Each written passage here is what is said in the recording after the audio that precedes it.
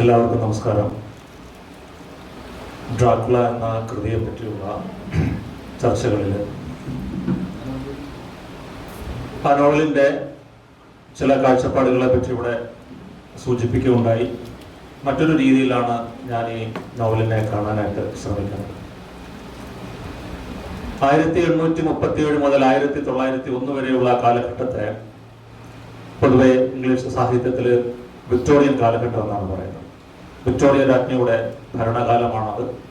ഏറ്റവും കൂടുതൽ കാലം ഇംഗ്ലണ്ട് ഭരിച്ച ഭരണാധികാരികളിൽ ഒരാളായിരുന്നു വിക്ടോറിയ രാജ്ഞി. നമുക്കെല്ലാവർക്കും അറിയാവുന്നതുപോലെ ബ്രിട്ടന്റെ സാമ്രാജ്യത്വം അതിന്റെ ഏറ്റവും ഉയർന്ന തലത്തിൽ എത്തിച്ചേരുന്നതും വിക്ടോറിയൻ കാലഘട്ടത്തിലാണ്. 1857 ബ്രിട്ടന്റെ ഏറ്റവും വലിയ സാമ്രാജ്യമായിരുന്ന ബ്രിട്ടന്റെ സാമ്രാജ്യത്തിലെ ദ ക്രൗൺ പറയാവുന്ന ഇന്ത്യയിൽ ആദ്യമായിട്ട് ബ്രിട്ടനെതിരായിട്ട് ഒരു സമരം നടക്കുന്നു. ബ്രിട്ടീഷുകാർ അതിനെ ശിപായി ലഹള എന്ന് വിളിച്ചെങ്കിലും നമ്മളതിനെ ഒന്നാം സ്വാതന്ത്ര്യ സമരം എന്ന് വിളിക്കും. അതിനെ തുടർന്നാണ് ബ്രിട്ടന്റെ ഈസ്റ്റ് ഇന്ത്യ കമ്പനിയിൽ നിന്ന് ഭരണം ബ്രിട്ടീഷ് ഗവൺമെന്റ് ഏറ്റെടുക്കുകയും ബ്രിട്ടീഷ് ഗവൺമെന്റിന്റെ ഭരണാധികാരി എന്ന രീതിയിൽ വൈസ്രോയി ഇന്ത്യയുടെ ഭരണാധികാരിയാകുന്നത്. ഗവർണർ ജനറലിൽ നിന്ന് വൈസ്രോയിലേക്കുള്ള ഒരു മാറ്റം. വിക്ടോറിയൻ കാലഘട്ടം സ്വാഭാവികമായും ശാസ്ത്രത്തിന്റെയും സാഹിത്യത്തിന്റെയും വൈജ്ഞാനിക സാഹിത്യത്തിന്റെയും ഒക്കെ ഏറ്റവും പ്രധാനപ്പെട്ട ഒരു മേഖല നമുക്ക് തുറന്നു തന്നതാണ്. ചാൾസ് ഡാർവിന്റെ സിദ്ധാന്തം വരുന്നുണ്ട്. മനുഷ്യനും ദൈവവും തമ്മിലുള്ള ചില ചോദ്യങ്ങൾക്ക് അവിടെ പ്രസക്തമായിട്ടുള്ള ചില ഉത്തരങ്ങളും മനുഷ്യന്റെ വിശ്വാസങ്ങളെ സംബന്ധിക്കുന്ന ചില പ്രശ്നങ്ങളൊക്കെ ഉണ്ട്. അതുവരെ ഉണ്ടായിരുന്ന ദൈവമാണ് എല്ലാ സൃഷ്ടികർത്താവിന്റെയും ഉടമ എന്നുള്ള വിശ്വാസത്തിൽ നിന്ന് അതങ്ങനെയല്ല, പരിണാമത്തിലൂടെയാണ് അത് സംഭവിച്ചിട്ടുള്ളത് എന്നത് ദൈവത്തിന്റെ അസ്തിത്വത്തെ തന്നെ ചോദ്യം ചെയ്യുന്ന ഒരു വലിയ വിശ്വാസരാഹിത്യത്തിലേക്ക്, വിശ്വാസ സംഘർഷത്തിലേക്ക് നയിച്ചിട്ടുണ്ട്. വളരെ മനോഹരമായിട്ട് മാത്യു ആർണോൾഡ്, വിക്ടോറിയൻ കാലഘട്ടത്തിൽ ഏറ്റവും പ്രസിദ്ധനായിട്ടുള്ള കവി മാത്യു ആർണോൾഡ് അതിനെ വിശേഷിപ്പിച്ചിട്ടുണ്ട്. Wandering between two worlds, one dead the other powerless to be born. അങ്ങനെ രണ്ട് ലോകങ്ങൾക്കിടയിൽ അലയാൻ വിധിക്കപ്പെട്ട ഒരു ഒരു കാലഘട്ടത്തിന്റെ പ്രതിനിധി കൂടിയാണ് വിക്ടോറിയൻ കാലഘട്ടം. ഒരു ഭാഗത്ത് ബ്രിട്ടീഷ് സാമ്രാജ്യത്വം അതിന്റെ ഉയർന്ന തലങ്ങളിലേക്ക് എത്തുന്നു. അതേ സമയത്ത് തന്നെ ആ സാമ്രാജ്യത്തിന് എതിരായിട്ടുള്ള ചില സംഘർഷങ്ങളും ചില വിപ്ലവങ്ങളും ലോകത്തിന്റെ പല ഭാഗങ്ങളിൽ നടക്കുന്നു. ഇന്ത്യയിൽ 1857, 1865 ജമൈക്കൻ ദ്വീപുകളില്, അതുപോലെ ബ്രിട്ടന്റെ പല സ്ഥലങ്ങളിലും ബ്രിട്ടനെതിരായിട്ടുള്ള സമരങ്ങള് പൊട്ടിപ്പുറപ്പെടുന്നുണ്ട്. അപ്പോൾ നമ്മളൊരു ഗ്രാഫ് നോക്കിക്കഴിഞ്ഞാൽ ഒരു വളർച്ചയുടെ ഒരു ഘട്ടം കഴിഞ്ഞാൽ, അതിന്റെ ഏറ്റവും ഒരു ക്ലൈമാക്സിൽ എത്തിക്കഴിഞ്ഞാൽ തീർച്ചയായിട്ടും പിന്നീട് അതിന് താഴേക്ക് വന്നേ പോകത്തുള്ളൂ. സ്വാഭാവികമായും ബ്രിട്ടന് അല്ലെങ്കിൽ ബ്രിട്ടന്റെ സാമ്രാജ്യത്തിന് ഒരു ഉൾഭീതി ഉണ്ടാകുന്നത് സ്വാഭാവികമായ ഒരു കാര്യം തന്നെയാണ്. അങ്ങനെ ഈ ബ്രിട്ടന്റെ ഉൾഭീതി തന്റെ സാമ്രാജ്യത്വത്തിന്റെ നിലനിൽപ്പിന് അപകടകരമായ രീതിയിലേക്ക് പല ശക്തികളും ലോകത്തിന്റെ പല ഭാഗത്തും ഉണ്ടാകുന്നു. നാളെ ഒരു കാലത്ത് ബ്രിട്ടീഷ് സാമ്രാജ്യം ആക്രമിക്കപ്പെട്ടേക്കാം എന്നുള്ള ബ്രിട്ടന്റെ സാമ്രാജ്യത്വ ഭീതിയുടെ ഏറ്റവും വ്യക്തമായ ഉദാഹരണമാണ്, അതിന്റെ ഏറ്റവും വലിയ തെളിവായിട്ടാണ് ബ്രാം സ്റ്റോക്കറുടെ ഡ്രാക്കുള എന്ന നോവലിനെ ഞാൻ കാണുന്നത്. അതിന്റെ രാഷ്ട്രീയപരമായിട്ടുള്ള പശ്ചാത്തലം നമ്മൾ പരിശോധിക്കുമ്പോൾ ജൊനാഥൻ ഹാർക്കറുടെ യാത്ര തുടങ്ങുന്നത് മ്യൂണിക്കിൽ നിന്നാണ്. ഇംഗ്ലണ്ടിൽ അത് കഴിഞ്ഞ് അദ്ദേഹത്തിന് വസ്തുവകകൾ വാങ്ങിക്കാൻ വേണ്ടിയിട്ട് ട്രാൻസിൽവാനിയ എന്ന് പറയുന്ന സ്ഥലം, കിഴക്കൻ യൂറോപ്പ്. കിഴക്കൻ യൂറോപ്പ് എന്ന് പറയുന്നത് ബ്രിട്ടനെ സംബന്ധിച്ചിടത്തോളം ഏറ്റവും വിദൂരമായ ഒരു പ്രദേശമാണ്. യൂറോപ്പിനെ നമ്മൾ പൊതുവെ പറയുന്നെങ്കിലും വളരെ കൃത്യമായിട്ട് കിഴക്കൻ യൂറോപ്പും പടിഞ്ഞാറൻ യൂറോപ്പും തികച്ചും വ്യത്യസ്തമായിട്ടുള്ള രണ്ട് ഭൂപ്രദേശങ്ങളാണ്, രണ്ട് മേഖലകളാണ്. പടിഞ്ഞാറൻ യൂറോപ്പ് ശാസ്ത്രത്തിന്റെയും ജ്ഞാനത്തിന്റെയും അറിവിന്റെയും പുരോഗതിയുടെയും ഒക്കെ മേഖലകളാണെങ്കിൽ കിഴക്കൻ യൂറോപ്പ് അതിൽ നിന്ന് തികച്ചും വിഭിന്നമായിട്ടുള്ള ഒരു മേഖലയാണ്. അന്ധവിശ്വാസങ്ങളുടെയും പടിഞ്ഞാറൻ സാമ്രാജ്യങ്ങൾക്ക് മനസ്സിലാകാത്ത പല വിശ്വാസങ്ങളുടെയും ചില ഭൂമികളാണ് കിഴക്കൻ യൂറോപ്പിനെ പ്രസിദ്ധമാക്കുന്നത്, അതിനെ പ്രത്യേകമാക്കുന്നത്. അതിലെ പ്രധാനപ്പെട്ട രാജ്യമാണ് ട്രാൻസിൽവാനിയ. ഈ ട്രാൻസിൽവാനിയ എന്ന വാക്കിന്റെ അർത്ഥം തന്നെ ത്രൂ ദ വുഡ്സ് എന്നാണ്, മരങ്ങളുടെ ഇടയിലേക്ക്. സമൃദ്ധമായ മരങ്ങൾ വളരുന്ന, യൂറോപ്പിൽ ഇപ്പോഴും ഏറ്റവും കൂടുതൽ വെർജിൻ ഫോറസ്റ്റ് ഉള്ള കന്യാവനങ്ങളുള്ള ഒരു പ്രദേശമാണ് റുമാനിയ. റുമാനിയയുടെ കിഴക്കൻ ഭാഗമാണ് ട്രാൻസിൽവേനിയ. അത് മാത്രമല്ല, അന്നത്തെ ഭൂപടം അനുസരിച്ച് 3 രാജ്യങ്ങളുടെ, റുമാനിയ, ട്രാൻസിൽവാനിയ, ബ്യൂക്കോവിന തുടങ്ങിയ പ്രദേശങ്ങളൊക്കെ ചേരുന്ന ഒരു പ്രത്യേകമായിട്ടുള്ള ഭൂഭാഗമാണ് നമ്മുടെ കഥ നടക്കുന്ന, ഡ്രാക്കുള എന്ന് പറയുന്ന നോവൽ നടക്കുന്ന ആ ഒരു ഭൂപ്രദേശം. ജൊനാഥൻ ഹാർക്കറുടെ യാത്രയിൽ അദ്ദേഹം പടിഞ്ഞാറ് നിന്ന് കിഴക്കോട്ട് യാത്ര തിരിക്കുമ്പോൾ, മ്യൂണിക്കിൽ നിന്ന് വാഴ്സയിലേക്ക് എത്തി, വാഴ്സയിൽ നിന്ന് പിന്നീട് യാത്ര തിരിക്കുമ്പോൾ ആ ഡയറി കുറിപ്പിൽ എഴുതുന്നു. നമുക്കറിയാം, ഈ ഒരു ഡയറി കുറിപ്പിന്റെ രീതിയിലാണ് ഈ നോവൽ എഴുതുന്നത്. Should have reached by 6:45, but the train was 1 hour late. As you travel from west to east, there is this delay. What ought to be there in China? ഇതാണ് ആദ്യത്തെ ഡയറി കുറിപ്പിൽ പറയുന്നത്. ഈ diary കുറിപ്പിൽ നിന്ന് തന്നെ Jonathan Harker എന്ന് പറയുന്ന ഇംഗ്ലണ്ടുകാരന് കിഴക്കൻ നാടുകളോടുള്ള ഒരു മനോഭാവത്തിന്റെ ആ ഒരു സ്വഭാവം നമുക്ക് വ്യക്തമായിട്ട് അറിയാം. പടിഞ്ഞാറെല്ലാം വളരെ കൃത്യമാണ്, ട്രെയിൻ കൃത്യസമയത്ത് ഓടുന്നുണ്ട്. ഇവിടെ ട്രെയിൻ കൃത്യസമയം പാലിക്കുന്നില്ല. പടിഞ്ഞാറ് നിന്ന് കിഴക്കോട്ട് വരുമ്പോൾ അദ്ദേഹം ആദ്യം അഭിമുഖീകരിക്കുന്ന പ്രധാനപ്പെട്ട പ്രശ്നം എന്ന് പറയുമ്പോൾ ഈ സമയക്ലിപ്തതയുടെ അപര്യാപ്തതയാണ്. അവിടെ അങ്ങനെ സംഭവിക്കുന്നില്ല. പിന്നീട് രണ്ടാമത് അദ്ദേഹം കാണുന്നത്, ഹോട്ടലിൽ പോയി ഭക്ഷണം കഴിക്കുന്നു. ആ ഭക്ഷണം അദ്ദേഹത്തിന് പരിചയമുള്ള ഭക്ഷണമല്ല. അതിനെ പാപ്രിക ഹെൻഡിൽ എന്നാണ്. നല്ല ചുവന്ന കുരുമുളകൊക്കെ അരച്ചേർത്ത കോഴിക്കറിയാണ്. നല്ല എരിവൊക്കെ ഉള്ളതാണ്. പുതിയ രുചികൾ ജൊനാഥൻ ഹാർക്കർ പരിചയപ്പെടുത്തുന്നു. പിന്നീട് അവിടെ കാണുന്ന ആൾക്കാർ ഇംഗ്ലണ്ടിന്റെ ആൾക്കാരല്ല.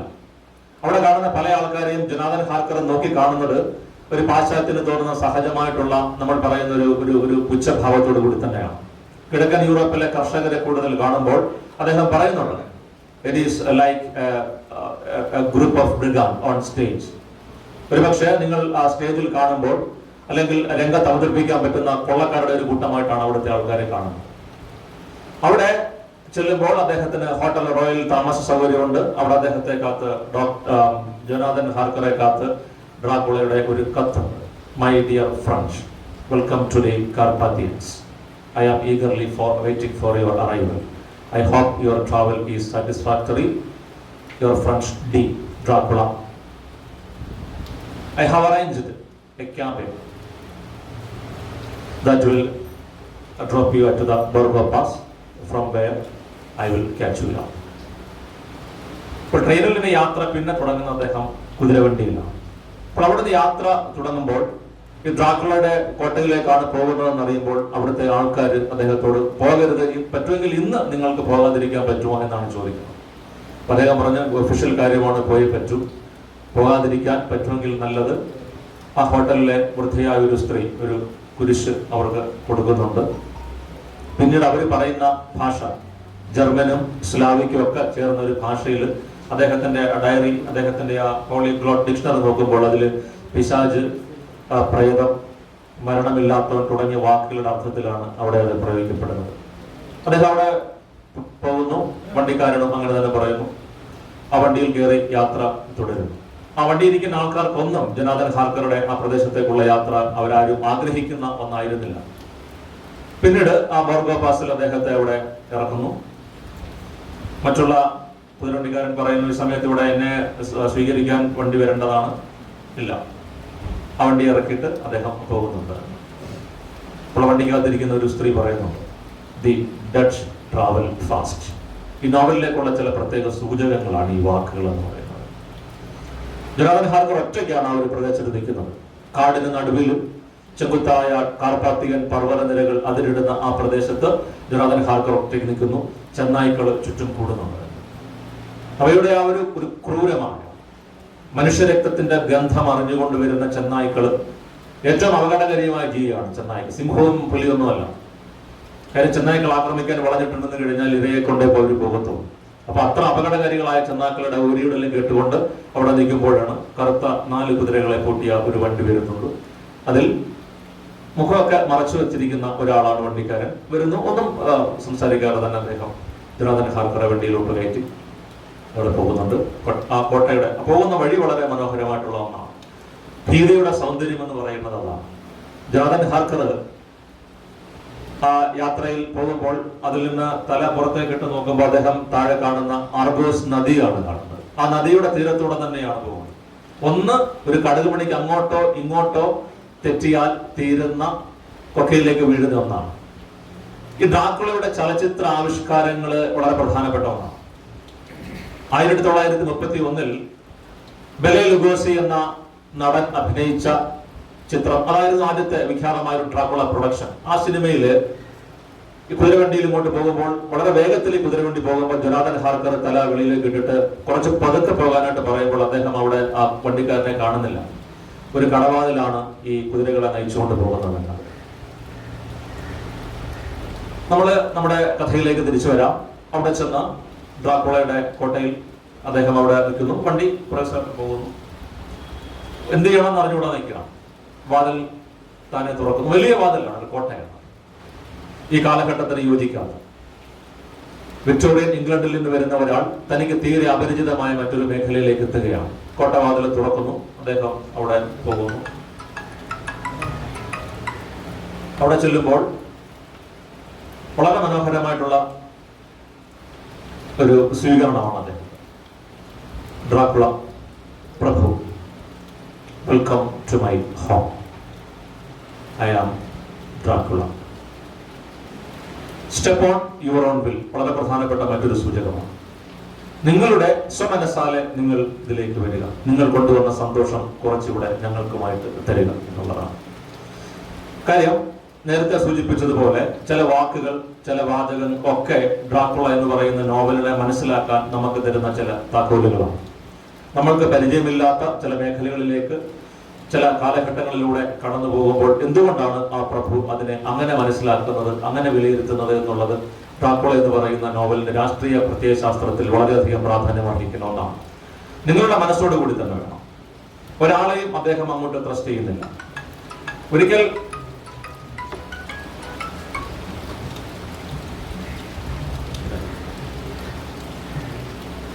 നിങ്ങൾ ഡ്രാക്കുളയുടെ മനസ്സിലേക്ക്, ഡ്രാക്കുളയുടെ വീട്ടിലേക്ക്, നിങ്ങളുടെ സ്വമനസാലേക്ക് എത്തിക്കഴിഞ്ഞാൽ അവിടെ പിന്നീട് നിങ്ങൾ അദ്ദേഹത്തിന് വിധേയനായ ഒരു വ്യക്തിയാണ്. പക്ഷെ ഇവിടെ ചെല്ലുമ്പോഴാണ് ഡ്രാക്കുളയുടെ ഭിത്തിയില്, അദ്ദേഹത്തിന്റെ കോട്ടയുടെ ഒരു വലിയ ചിത്രം കാണുന്നത്. അദ്ദേഹത്തിന്റെ പൂർവികന്റെ ഒരു ചിത്രമാണ്. അവർ തമ്മിലുള്ള സംഭാഷണങ്ങളിൽ നിന്നാണ് ഈ പറയുന്ന കഥാപാത്രത്തിന്റെ പശ്ചാത്തലം നമ്മൾ മനസ്സിലാക്കുന്നത്. അദ്ദേഹത്തോടെ പറയുന്ന പ്രധാനപ്പെട്ട ഒരു വാചകം എന്ന് പറഞ്ഞു കഴിഞ്ഞാൽ വളരെ പ്രധാനപ്പെട്ട ഒന്നാണ്. ട്രാൻസിൽവാനിയയിലെ വാലാക്കി എന്ന പ്രദേശത്തിന്റെ ഭരണാധികാരിയായിരുന്നു വ്ളാദ് ഡ്രാക്യൂൾ. ആ വ്ളാദ് ഡ്രാക്യൂളിന്റെ മകനാണ് ഇപ്പോഴത്തെ നമ്മൾ നോവലിന്റെ ഒരു പ്രോട്ടോടൈപ്പായിട്ട് സ്വീകരിച്ചിരുന്ന വാൾഡ് ഡ്രാക്യൂൾ മൂന്നാമൻ. അദ്ദേഹത്തിന്റെ ചിത്രമാണ് ഇവിടെ കൊടുത്തിരിക്കുന്നത്. അതിന്റെ പിന്നെയും തലമുറകൾ കഴിഞ്ഞാണ് ഈ പറയുന്ന ഇപ്പോഴത്തെ ഈ പ്രഭു അവിടെ നിൽക്കുന്നത്. തന്റെ ആ ഒരു പാരമ്പര്യത്തെ ചൂണ്ടിക്കാണിച്ചിട്ട് അദ്ദേഹം പറയുന്നുണ്ട്, there is not a foot of soil in this land that is being enriched by the blood of men, either conqueror or patriot. Is it a wonder that we were a conquering race? ആ ഒരു വാക്ക് വളരെ പ്രധാനമാണ്. Conquering. Is it a wonder that we were a conquering race? അപ്പൊ തന്റെ പാരമ്പര്യത്തിന്റെ ആ ഒരു യുദ്ധവീര്യത്തിൽ അഭിരമിക്കുന്ന ഒരു യോദ്ധാവാണ് ഡ്രാക്കുള. ജൊനാഥൻ ഹാർക്കർ ചിത്രത്തെ നോക്കി വളരെ നിസ്സാരമായിട്ട് പറയുമ്പോൾ അദ്ദേഹം അവിടെ ഇരിക്കുന്ന ഒരു വാള് വലിച്ചൂരിയിട്ട് ജൊനാഥൻ ഹാർക്കർ ആക്രമിക്കാനായിട്ട് ചെന്നിട്ട് പറയുന്ന ഒരു കാര്യമുണ്ട്. നിങ്ങൾ അതിനെ വളരെ നിസ്സാരമായിട്ട് കാണരുത്. കാരണം ഇവിടെ ഒരുപാട് വർഗങ്ങൾ വന്നിട്ടുണ്ട്. മഗ്യാറുകള്, ടർക്കുകള്, സ്ലാവുകള്, അതുപോലെ സെൽജുക് ടർക്സ്, ഈ പറയുന്ന ആൾക്കാരൊക്കെ അതിൽ ഇങ്ങേയറ്റത്തെ ഒരു ഹൂണന്മാര്, അതിൽ ഇങ്ങേയറ്റത്തെ ഒരു പരമ്പരയാണ് എൻ്റെ പരമ്പര എന്ന് പറയുന്നത്. സെക്കിലി വാരിയർ എന്നാണ്. അപ്പൊ ഹൂണന്മാരെ പറ്റി നമുക്കറിയാം.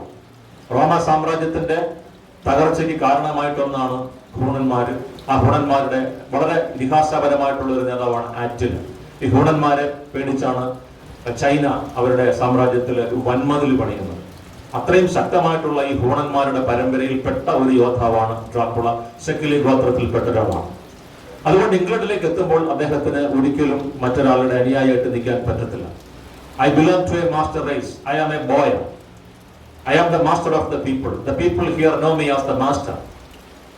I will not be master of anybody else.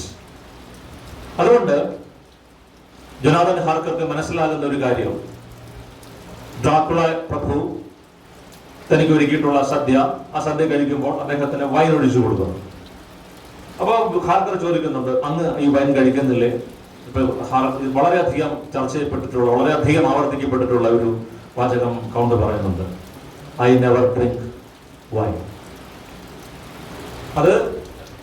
അതിന്റെ അർത്ഥം ഐ ഡ്രിങ്ക് ബ്ലഡ് എന്ന് തന്നെ. I never drink wine. ഈ പറയുന്ന ഈ വാചകം ബെലെ ലുഗോസിയുടെ 1931 അതിലാണ് ഏറ്റവും മനോഹരമായിട്ട് അവതരിപ്പിച്ചിരിക്കുന്നത്. ഹംഗേറിയൻ നടനായിരുന്നു ബെലെ ലുഗോസി. വളരെ ഗംഭീരമായിട്ട് തന്നെയാണ് അദ്ദേഹം ഈ വോയിസ് ഇൻഡോനേഷൻ ഒക്കെ ഇട്ട് ആ ഒരു കഥാപാത്രത്തിന്റെ ഏറ്റവും ക്രൂരമായിട്ടുള്ള ഭാവത്തോടു കൂടി എന്നാൽ വളരെ തന്മയത്തോടുകൂടി അവതരിപ്പിക്കുന്നത്. അവിടെ നിന്നാണ് ഡ്രാക്കുളയ്ക്ക് ഈ കറുത്ത കോട്ടും ഈ ഒരു കേക്ക് ഡ്രസ്സും ഒക്കെ വരുന്നത്. ബെലെ ലുഗോസിയുടെ ആ ഒരു പാരമ്പര്യത്തിൽ നിന്നാണ്. പിന്നീട് ക്രിസ്റ്റഫർ ലീ ഒരുപാട് സിനിമകളിൽ, ഏതാണ്ട് 10ഓളം സിനിമകളിൽ അദ്ദേഹം അവതരിപ്പിച്ചിട്ടുണ്ട്. പിന്നീട് വരുന്ന ഏറ്റവും മഹത്തായ ഒരു ചലച്ചിത്രം 1992 ഫ്രാൻസിസ് ഫോർഡ് കപ്പോളയുടെ ബ്രാം സ്റ്റോക്കേഴ്സ് ഡ്രാക്കുള എന്ന ചിത്രമാണ്. അതിൽ ഈ ഡ്രാക്കുള നമ്മൾ ഈ പറയുന്ന അഡ്വഞ്ചർ, മിസ്റ്ററി, റൊമാൻസ് വരുന്നത് ആ ഡ്രാക്കുളയിലാണ്. 1453 തുർക്കികൾ കോൺസ്റ്റാന്റിനോപ്പിൾ ആക്രമിച്ച് കീഴ്പ്പെടുത്തുന്നു. അതിനെ തുടർന്ന് കോൺസ്റ്റാന്റിനോപ്പിൾ, ഇന്നത്തെ ഇസ്താംബുൾ, അത് യൂറോപ്പിനും ഏഷ്യയ്ക്കും ഇടയിലുള്ള പ്രദേശമാണ്. യൂറോപ്പിലേക്കുള്ള പ്രവേശന കവാടമാണ്. കിഴക്കൻ പ്രദേശങ്ങളുടെ മുസ്ലിം അധിനിവേശം പടിഞ്ഞാറൻ യൂറോപ്പിലേക്ക് വ്യാപിക്കുന്ന ഒരു കാലഘട്ടത്തിൽ ഈ പടിഞ്ഞാറൻ യൂറോപ്പിലേക്കുള്ള മുസ്ലിം അധിനിവേശത്തെ തടഞ്ഞ ഏറ്റവും ശക്തനായ ഭരണാധികാരിയായിരുന്നു വ്ളാഡ് ഡ്രാക്യുള. ഡ്രാക്ക് എന്ന വാക്കിന്റെ അർത്ഥം, അതിന്റെ റൊമാനിയൻ ലാറ്റിൻ വാക്കിന്റെ അർത്ഥം പാമ്പ് എന്നാണ്.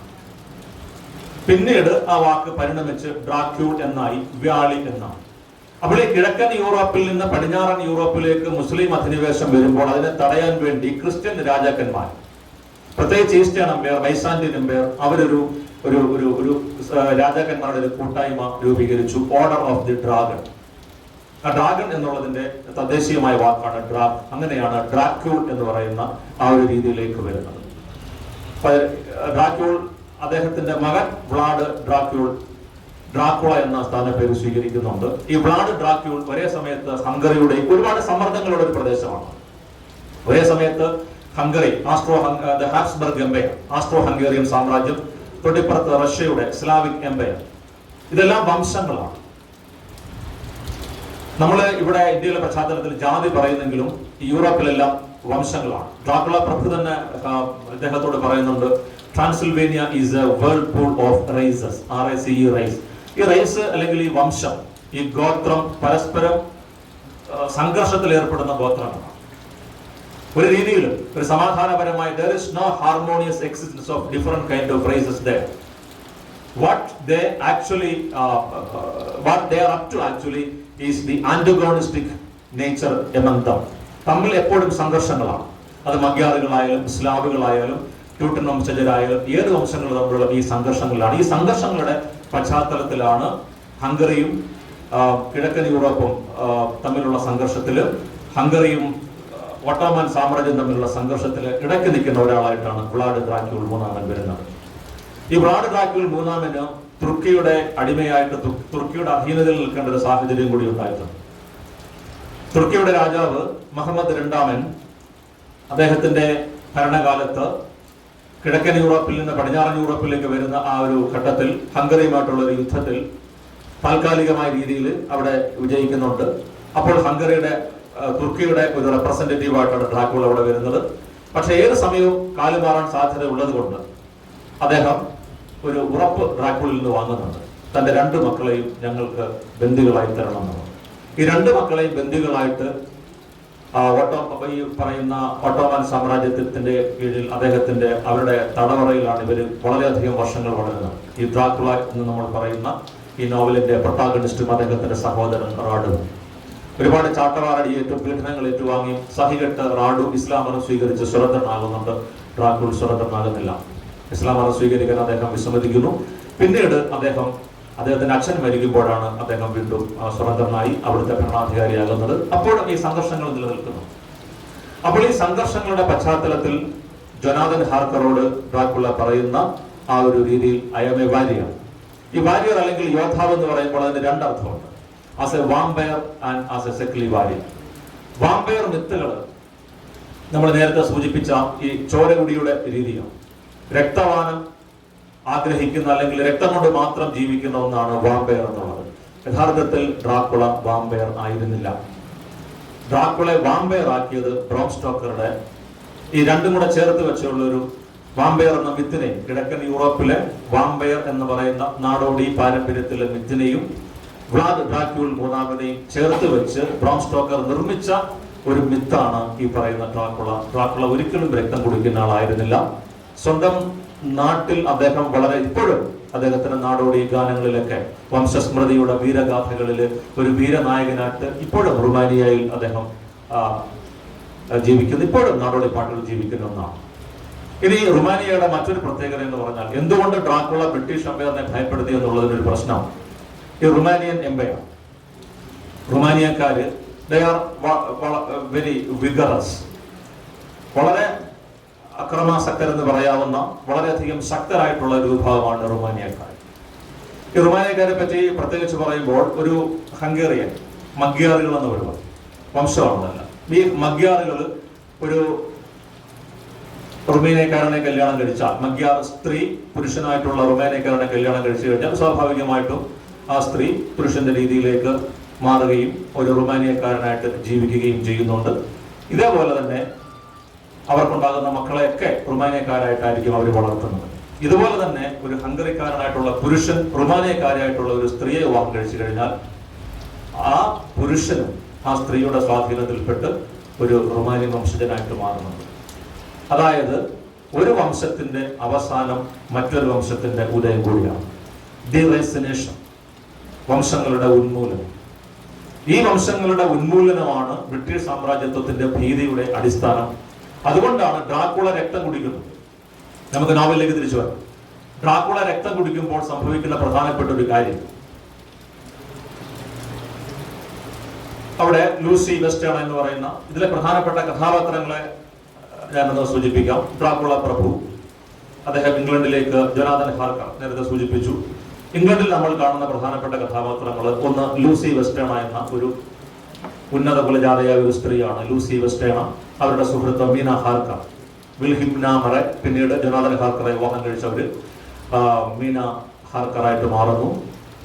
ഇവരുടെ കാമുകന്മാരായിട്ടുള്ള 3 പേര്, ഒന്ന് ആർതർ ഹോംവുഡ്, അദ്ദേഹം പ്രഭുവാണ്. രണ്ടാമത്തെ ആള് ഡോക്ടർ ജോൺ സിവാൺ, അദ്ദേഹം അവിടുത്തെ ഒരു മെന്റൽ അസൈലം നടത്തുന്ന ഒരു മനഃശാസ്ത്ര വിദഗ്ധനാണ്.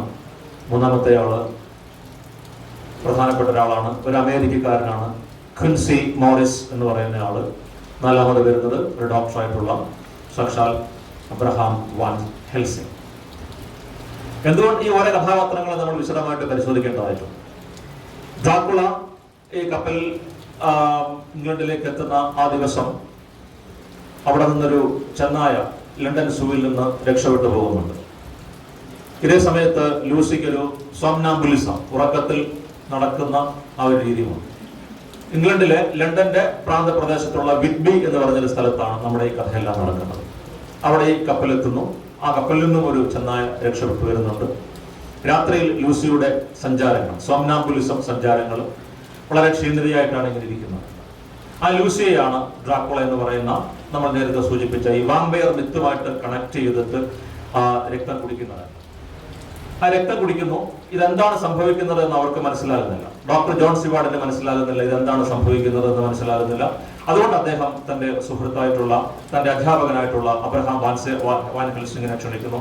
അദ്ദേഹം വന്ന് കാണുമ്പോൾ അദ്ദേഹത്തിന് ചെറുതായിട്ട് കാര്യങ്ങൾ മനസ്സിലാകുന്നുണ്ട്. പക്ഷെ അപ്പോഴേക്കും ആർതർ ക്വിൻസിക്ക്, നമ്മൾ നേരത്തെ കണ്ട അമേരിക്കക്കാരനായിട്ടുള്ള ക്വിൻസിക്ക് ഇത് മനസ്സിലാകുന്നു. അദ്ദേഹമാണ് ഈ കഥയിൽ ഈ നോവൽ ആദ്യമായിട്ട് വാമ്പയർ എന്ന് പറയുന്ന വാക്ക് ഉപയോഗിക്കുന്നത്. ഹീസ് എ ടെക്സൺ, അമേരിക്കയിലെ ടെക്സാസിലുള്ള ഒരു ടെക്സൺ കൗബോയി ആണ് ക്വിൻസി മോറിസ്. അദ്ദേഹത്തിന് അവിടെ രക്തം കുടിക്കുന്ന വാവലുകളെ പറ്റിയുള്ള ചില ജ്ഞാനമുണ്ട്. അതുകൊണ്ട് അവരാണ് ആ വാതില്, ഈ കടവാവലാണ് ഇത് കുടിക്കുന്നത്. ഇവിടെയാണ് കൃത്യം തലച്ചോറിലേക്ക് പോകുന്ന ജൂഗുലാർ വെയിനിലാണ്. അത് വളരെ സൂക്ഷ്മമായിട്ടുള്ള 2 ദ്വാരങ്ങളിലൂടെയാണ് ഈ ഡ്രാക്കുള രക്തം കുടിക്കുന്നത്. രക്തം വളരെ പ്രധാനപ്പെട്ടതാണ്. നോവലിൽ ഏറ്റവും പ്രധാനപ്പെട്ട ഒരു മോട്ടീഫാണ്, ആവർത്തിച്ച് പ്രത്യക്ഷപ്പെടുന്ന ഒന്നാണ് ബ്ലഡ് എന്ന് പറഞ്ഞത്. അപ്പൊ നമുക്കറിയാം, ഇംഗ്ലണ്ടില് അല്ലെങ്കിൽ പാശ്ചാത്യ രാജ്യങ്ങളിൽ ഈ വംശശുദ്ധിയുടെ അളവുകോൽ എന്ന് പറയുന്നത് രക്തമാണ്. ആ രക്തം ഒരിക്കലും അശുദ്ധമാകാൻ പാടില്ല. നമ്മൾക്കുണ്ടല്ലോ വിവിധകക്ഷികളും രക്തം കുടിക്കുന്ന ആൾക്കാരും ഒക്കെ, അല്ലെങ്കിൽ ബലിയർപ്പിക്കുന്നത് തന്നെയുണ്ട്. ഇതൊക്കെ മാത്രമല്ല, ബൈബിളില് നമ്മുടെ ഈ പാപവുമായിട്ട് ബന്ധപ്പെട്ട് കിടക്കുന്ന രക്തത്തിന്റെ കാര്യം കൂടിയുണ്ട്. ബൈബിളിലെ ഉൽപ്പത്തി കഥയില്, ആദ്യത്തെ ആ കഥയില് കയൻ ആബേൽ ഇവർ തമ്മിൽ സംഘർഷത്തില് ആബേലിനെ കയൻ കൊല്ലുന്നുണ്ട്. എന്നിട്ട് യഹോവ പറയുന്നുണ്ട്, അല്ലെ, നിന്റെ സഹോദരന്റെ രക്തം എന്നോട് നിലവിളിക്കുന്നു, നീ എന്താണ് ചെയ്തത് എന്നുള്ളത്. പിന്നെ രക്തത്തിന് പകരം രക്തമാണ്, അത് പ്രതികാരത്തിൻ്റെതായിട്ടുള്ള ഒന്ന് തന്നെയാണ്, ബ്ലഡ്. പിന്നെയുമുണ്ട് രക്തത്തിന് പല രീതിയിലും. ഇവിടെ ഇദ്ദേഹം ഡ്രാക്കുള പ്രഭു വരുന്ന കപ്പലിന്റെ പേര് ഡിമിറ്റർ എന്നാണ്. ഡിമിറ്റർ എന്നുള്ളത് ഒരു ഗ്രീക്ക് ദേവതയാണ്. ആ ദേവത പ്രത്യുൽപാദനത്തിന്റെ ദേവതയാണ്, ഉർവരതയുടെ ദേവതയാണ്. ഡ്രാക്കുള വെറുതെ അല്ല ഇംഗ്ലണ്ടിലേക്ക് വരുന്നത്. അത് നമുക്ക് നോവലിനെ പറ്റി ചർച്ച ചെയ്യുമ്പോൾ മറ്റു കാര്യങ്ങളിലേക്ക് വരാം. അപ്പൊ ലൂസിയുടെ രക്തം കുടിക്കുന്ന ഡ്രാക്കുള, അപ്പോൾ അവരെ തിരിച്ചു കൊണ്ടുവരാൻ, ജീവിതത്തിലേക്ക് തിരിച്ചു കൊണ്ടുവരാൻ വേണ്ടിയിട്ട് വരുമ്പോൾ അവർക്ക് ബ്ലഡ് ട്രാൻസ്ഫ്യൂഷൻ നടത്താം. നോക്കണം, ഈ നോവൽ പ്രസിദ്ധീകരിക്കുന്നത് 1897 1901 കാൾ ലാൻഡ്സ്റ്റൈനർ ബ്ലഡ് ഗ്രൂപ്പുകൾ കണ്ടുപിടിക്കുന്നത്, ABO ബ്ലഡ് ഗ്രൂപ്പുകൾ കണ്ടുപിടിക്കുന്നത്. പക്ഷെ ഇവിടെ ബ്ലഡ് ഗ്രൂപ്പുകൾ എന്താണെന്ന് അറിയുന്നില്ല. എങ്കിലും വാൻ ഹെൽസിംഗ് പറയുന്നുണ്ട് കൃത്യമായിട്ട് ബ്ലഡ് ട്രാൻസ്ഫ്യൂഷൻ നടത്തണം. അപ്പോൾ അവിടെ ഒരു ഓർഡർ വരുന്നുണ്ട്, ആരുടെയൊക്കെ രക്തമാണ് കൊടുക്കേണ്ടുന്നത്, ഏത് രീതിയിലാണ് ഈ രക്തം കൊടുക്കേണ്ടത് എന്ന് വരുന്നുണ്ട്. സ്വാഭാവികമായിട്ടും അദ്ദേഹം ആദ്യം സെലക്ട് ചെയ്യുന്നത് ആർതർ ഹോംവുഡിനെ തന്നെയാണ്. അദ്ദേഹം പ്രഭുവാണ്, ലൂസിയുടെ കാമുകനാണ്. അതിന്റെ അർത്ഥം ലൂസിയുടെ ഇപ്പോൾ മലിനമാക്കപ്പെട്ട ആ രക്തത്തെ, അല്ലെങ്കിൽ ഈ വംശശുദ്ധിയുടെ ആ ഒരു സങ്കരവർഗത്തിൽ നിന്ന് ലൂസിയെ തിരിച്ച് പൂർവ്വ രീതിയിലേക്ക് കൊണ്ടുവരണമെന്നുണ്ടെങ്കിൽ ഡ്രാക്കുളയുടെ രക്തം കുടിച്ച്, അല്ലെങ്കിൽ ഡ്രാക്കുളയുമായിട്ടുള്ള രക്തസമ്പർക്കത്തിൽ മലിനമായി തീർന്ന ലൂസിയെ തിരിച്ച് ശുദ്ധിയിലേക്ക് കൊണ്ടുവരണമെന്നുണ്ടെങ്കിൽ തീർച്ചയായിട്ടും നിങ്ങൾക്ക് ഉന്നത കുലജാതനായിട്ടുള്ള ഒരു വ്യക്തിയുടെ രക്തം തന്നെ വേണം. ആ രീതിയിലാണ് ആദ്യത്തെ രക്തം കൊടുക്കുന്നത്. രണ്ടാമത് കൊടുക്കുന്നത് തീർച്ചയായിട്ടും ഡോക്ടർ ജോൺ സിവാർഡിന്റെ തന്നെയാണ്. അദ്ദേഹം അവിടുത്തെ സാമൂഹ്യ ശ്രേണിയിൽ രണ്ടാമത് വരുന്ന ഒരാളാണ്. മൂന്നാമത് ഡോക്ടർ വാൻ ഹെൽസിംഗ്, കുറച്ച് പ്രായമായിട്ടുള്ള ഒരാളാണ്. അദ്ദേഹം ട്യൂട്ടൻ വംശജനാണ്. ജർമ്മനിയിലെ ഒരു ഉയർന്ന ഗോത്രമാണ് ട്യൂട്ടോണിക്. ഈ ട്യൂട്ടൻ വംശജനായിട്ടുള്ള അദ്ദേഹത്തിന്റെ രക്തമാണ് കൊടുക്കുന്നത്. നാലാമത് മാത്രമാണ് ചെറുപ്പക്കാരനും ആരോഗ്യവാനും യോദ്ധാവുമായിട്ടുള്ള ക്വിൻസി മോറിസിന്റെ രക്തം കൊടുക്കുന്നത്. കാരണം ഡോക്ടർ വാൻ ഹെൽസിംഗിനെ സംബന്ധിച്ചിടത്തോളം, അല്ലെങ്കിൽ ബ്രിട്ടനെ സംബന്ധിച്ചിടത്തോളം, അല്ലെങ്കിൽ ബ്രിട്ടീഷ് സാമ്രാജ്യത്തെ സംബന്ധിച്ചിടത്തോളം, അമേരിക്കൻ എന്ന് പറഞ്ഞു കഴിഞ്ഞാൽ അവരെ സംബന്ധിച്ചിടത്തോളം താഴ്ന്നു നിൽക്കുന്ന ഒരാൾ തന്നെയാണ്. പിന്നെ മറ്റൊരു പ്രധാനപ്പെട്ട കാര്യം കൂടിയുണ്ട്, അവിടെ അരോഗ്യ ദൃഢഗാത്രരായിട്ടുള്ള സ്ത്രീകളായിട്ടുള്ള ജോലിക്കാരുണ്ട്. അവരുടെ രക്തം എടുക്കുന്നില്ല ഡോക്ടർ വാൻ ഹെൽസിംഗ്. അദ്ദേഹം പറയുന്നത് I do not trust those women എന്നാണ്. ആ വാചകം വെറുതെ പറയുന്നൊരു വാചകമല്ല. വിക്ടോറിയൻ കാലഘട്ടത്തിൽ എങ്ങനെയാണ് സ്ത്രീകളെ കണ്ടിരുന്നത് എന്നുള്ളതിന്റെ ഏറ്റവും പ്രധാനമായിട്ടുള്ളൊരു സൂചകം കൂടിയാണ്. ഈ പറയുന്ന ലൂസി ഡ്രാക്കുളയുടെ രക്തം സ്വീകരിച്ചതിന് ശേഷം, അപ്പൊ ഇത് ട്രാൻസ്ഫ്യൂഷൻ ഓഫ് ഹ്യൂമൻ ഫ്ലൂയിഡ്സ് ആണ്. മനുഷ്യരിലെ ഫ്ലൂയിഡുകൾ അങ്ങോട്ടും ഇങ്ങോട്ടും മാറുന്നത് ഒന്നാണ്. അത് രക്തമാകാം, ചുവന്ന നിറത്തിലുള്ളതാകാം, വെളുത്ത നിറത്തിലുള്ളതാകാം. പലപ്പോഴും ഇവർ തമ്മിലുള്ള ബന്ധത്തിന്റെ, ലൈംഗിക ബന്ധത്തിന്റെ ഒരു സൂചനയായിട്ടും ഒരു സിംബലായിട്ടും നമുക്ക് തീർച്ചയായിട്ടും ഇതിനെ കാണാവുന്നതാണ്. അപ്പോൾ ഡ്രാക്കുളയുടെ സ്പർശനത്താൽ മലിനമാകപ്പെട്ട ലൂസി തിരിച്ചു ജീവിതത്തിലേക്ക് വരുന്നു. പക്ഷെ ഈ ബ്ലഡ് ട്രാൻസ്ഫ്യൂഷന് ശേഷം അവര് മരണപ്പെടുകയാണ്. പിന്നീട് പത്രത്തിലൊക്കെ വാർത്ത വരുന്നുണ്ട്, ഒരു കുട്ടികൾ അവിടെ അപ്രത്യക്ഷമാകുന്നു എന്നുള്ളതിനെ പറ്റി. അപ്പോൾ ഒരു രീതിയിൽ ഇവര് രാത്രിയിൽ ആ ശവകുടീരത്തിൽ പോകുമ്പോൾ സുന്ദരിയായ ഒരു സ്ത്രീ ഈ കുട്ടികളെ കൊണ്ടുവരുന്നുണ്ട്. അങ്ങനെ പിന്നീട് ഈ സ്ത്രീയെ ഇല്ലായ്മ ചെയ്യുന്ന വളരെ പ്രധാനപ്പെട്ട ഒരു രംഗമാണ്. ലൂസി എന്ന ക്യാരക്ടറിനെ പറ്റി നമ്മൾ പറയുമ്പോൾ വിക്ടോറിയൻ മൊറാലിറ്റി, അല്ലെങ്കിൽ വിക്ടോറിയൻ ധാർമ്മികത, അല്ലെങ്കിൽ വിക്ടോറിയൻ സദാചാരം എന്ന് നമ്മൾ പറയുന്നു. വിക്ടോറിയൻ സദാചാരത്തില് സ്ത്രീകളെ രണ്ടാം കിട പൗരന്മാരായിട്ട് മാത്രമേ കണക്കാക്കിയിരുന്നുള്ളൂ. ഈ ഡ്രാക്കുള എന്ന നോവല് നമ്മളതിന്റെ മറ്റൊരു തലത്തിലേക്ക് എത്തുമ്പോൾ സ്ത്രീ ലൈംഗികതയെ പറ്റിയുള്ള ഏറ്റവും വലിയ തുറന്നെഴുത്തായിരുന്നു അത്. വിക്ടോറിയൻ കാലഘട്ടത്തിന്റെ സദാചാര ബോധങ്ങളെ മുഴുവൻ വെല്ലുവിളിച്ച ഒരു വലിയ നോവലായിരുന്നു അത്. കാര്യം ഒരു ഘട്ടത്തിൽ അവിടെ ഈ ഫംഗ്ഷനൊക്കെ നടക്കുമ്പോൾ, അല്ലെങ്കിൽ പോലും ഈ കസേരയുടെ കാലുകൾ പോലും തുണി കൊണ്ട് മറച്ചിരുന്നു. അപ്പൊ നമ്മൾ വലിയ ഫംഗ്ഷനൊക്കെ അത് ചെയ്യുന്നുണ്ട്. കാര്യം ലെഗ് എന്ന് പറയുന്ന ഒരു വാക്ക് പോലും അവര് ഉപയോഗിക്കാൻ അത്രയും അത് അശ്ലീലമാണ്. അല്ലെങ്കിൽ ഈ ഒരു ക്രിസ്ത്യൻ മൊറാലിറ്റിയുടെ സ്വാധീനം അത്രമാത്രം ശക്തമായിട്ട് വരുമ്പോൾ സ്ത്രീകൾക്ക് ഒരു സ്വാതന്ത്ര്യം ഇല്ലാതെ വരികയും അവരുടെ ജീവിതം എന്ന് പറയുന്നത് ഒല്ലി ആ ഒരു sex has become only for a means of reproduction മാത്രമാണ്. പുരുഷന്മാർക്ക് അവരുടെ ലൈംഗിക താല്പര്യങ്ങൾ മുന്നോട്ട് പോകാൻ പറ്റുമെങ്കിലും സ്ത്രീകൾക്ക് ഈ പറയുന്ന അവരുടെ ശരീരത്തെ എന്താണ് എന്ന് മനസ്സിലാക്കാനുള്ള അവസരം സ്ത്രീകൾക്ക് നിഷേധിക്കപ്പെട്ടിരിക്കുകയാണ്. പക്ഷെ അപ്പോൾ പോലും ഈ വിക്ടോറിയൻ കാലഘട്ടത്തിന്റെ അണ്ടർഗ്രൗണ്ട് എന്ന് പറയുന്നത് ഈ പറയുന്ന നിഷേധിക്കപ്പെട്ട സകല ലൈംഗിക വൃത്തിയുടെ കൂത്തരങ്ങായിരുന്നു വിട്ടണമെന്ന് പറയുന്നത്. നിങ്ങൾ ഒരു കാര്യം വളരെ സപ്രസ് ചെയ്യുമ്പോൾ സ്വാഭാവികമായിട്ടും അതിന് മറ്റൊരു മേഖലയിലേക്ക് തന്നെ വരുന്നു. ഏറ്റവും കൂടുതൽ പോർണോഗ്രാഫിക് ലിറ്ററേച്ചർ ഉണ്ടായിരുന്നത് അവിടെ തന്നെയാണ്. അത് ഉന്നത കുലജാതരായിട്ടുള്ള ആൾക്കാരെ വളരെ കട്ടി ബൈക്കിലേക്ക് പ്രിന്റിങ്ങിന്റെ ഒരു വരവോട് കൂടി തന്നെ ഇത്തരം സാഹിത്യങ്ങളും അശ്ലീല സാഹിത്യങ്ങളും നമ്മൾ പറയുന്നത് ഏറ്റവും വലിയൊരു കാര്യം തന്നെയായിരുന്നു. മറ്റൊന്ന് പ്രോസ്റ്റിറ്റ്യൂഷൻ ആയിരുന്നു. ഈ പ്രോസ്റ്റിറ്റ്യൂഷന്റെ ഒരു പ്രശ്നം എന്ന് പറഞ്ഞു കഴിഞ്ഞാൽ പിന്നീട് അത് ലൈംഗിക രോഗങ്ങളിലേക്ക് ബാധിക്കുന്നു. ഈ നോവലിൽ അതിന്റെ ചലച്ചിത്ര ആവിഷ്കാരണത്തിൽ ഒരിക്കൽ വാൻ ഹെൽസിംഗ് പറയുന്നുണ്ട്, civilisation and syphilisation has gone together എന്ന് അദ്ദേഹം പറയുന്നുണ്ട്. സിവിലൈസേഷൻ ആൻഡ് സിഫിലൈസേഷൻ, സിഫിലിസും ഒരു രോഗമാണ്, അതും ഒരു ലൈംഗിക രോഗമാണ്. അപ്പോൾ ഈ പറയുന്ന ഈ രക്തത്തിന്റെ ട്രാൻസ്ഫ്യൂഷനിലൂടെ അല്ലെങ്കിൽ രക്തത്തിന്റെ ഈ പറയുന്ന പല മേഖലകളിലൂടെയും അവിടെ എത്തിപ്പെടുന്ന ഒരു രോഗം, അവിടെ അടിച്ചമർത്തപ്പെടുന്ന സ്ത്രീകളുടെ സ്വാതന്ത്ര്യത്തെ മുഴുവൻ അടിച്ചമർത്തപ്പെടുന്ന സ്ത്രീകൾക്ക് ഒരു സ്വാതന്ത്ര്യവുമില്ല.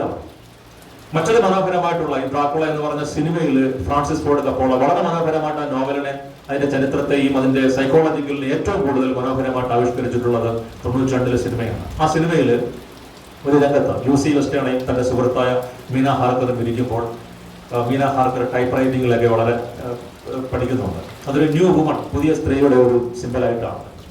അവര് അവിടെ വെച്ചിരിക്കുന്ന ഒരു പ്രധാനപ്പെട്ട ഒരു പുസ്തകം റിച്ചാർഡ് ബർട്ടന്റെ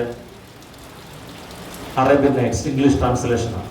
അതിൽ ചില ചിത്രങ്ങളുണ്ട്, സ്വാഭാവികമായിട്ടും ലൈംഗിക ചിത്രങ്ങളാണ്. ആ ചിത്രങ്ങൾ കാണുമ്പോൾ മീന വളരെ പെട്ടെന്ന് അത് അടയ്ക്കുന്നുണ്ട്. അത് കാണണമെന്ന് ആഗ്രഹമുണ്ട്. പക്ഷെ ലൂസി അങ്ങനെയല്ല. ലൂസി കുറച്ചുകൂടി ഓപ്പൺ ആയിട്ടുള്ള ഒന്നാണ്. തന്റെ സ്വത്വം, തന്റെ ശരീരം, തന്റെ സൗന്ദര്യം ഇതൊക്കെ പറയാവുന്ന ഒരു സ്ത്രീയാണ്. വിക്ടോറിയൻ കാലഘട്ടത്തിലെ സ്ത്രീ എന്ന് പറയുമ്പോൾ ഏഞ്ചൽ ഇൻ ദ ഹൗസ് എന്നുള്ള ഒരു സങ്കല്പമാണ്. വീട്ടിലെ മാലാഖയാണ്, വീട്ടിലെ എല്ലാ ജോലികളും ചെയ്യുക. നമ്മൾ പണ്ട് സ്കൂളിൽ ഒരു പാഠം പഠിച്ചിട്ടുണ്ടായിരിക്കുമല്ലോ അല്ലെ, അമ്മ രാവിലെ എഴുന്നേറ്റ് അല്ലെ പശുവിനെ കുളിപ്പിച്ച് പശുവിനെ കറന്ന് പാല് ചായ ഉണ്ടാക്കി വീട്ടിലെ ജോലികളെല്ലാം തരും. അമ്മ എനിക്ക് പാല് തരും, ഞാൻ പാല് കുടിച്ചില്ലെങ്കിൽ അമ്മയ്ക്ക് വിഷമമാകുമെന്ന് പറയുന്നുണ്ട്.